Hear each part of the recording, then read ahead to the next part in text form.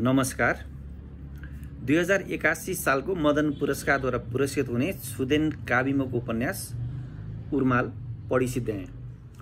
पहिले त शीर्षक नै अनौठो लाग्यो, यो उर्माल भनेको के रहेछ, र पछि खोतल्दै जाँदा थाहा भयो उर्माल भनेको त चियाको मुनाहरू टिप्दा पछाडि ढाडमा बोकिने झोला अर्थात् थैलो पो रहेछ। कोत्रा परिसकेको त्यो फुस्रो झोलीलाई सादरी भाषामा उर्माल भनिने रहेछ।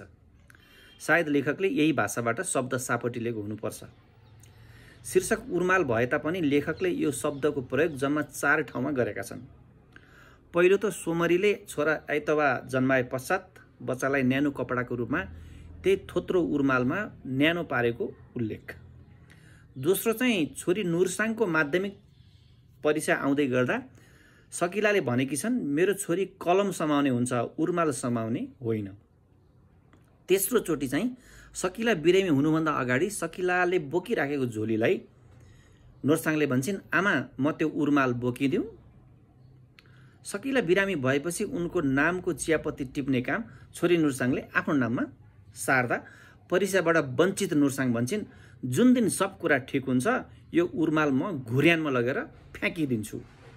शीर्षकको प्रयोग थोरै तर दिन खोजेको विस्तृतता चाहिँ आकाशभन्दा फराकिलो भेट्टाएँ।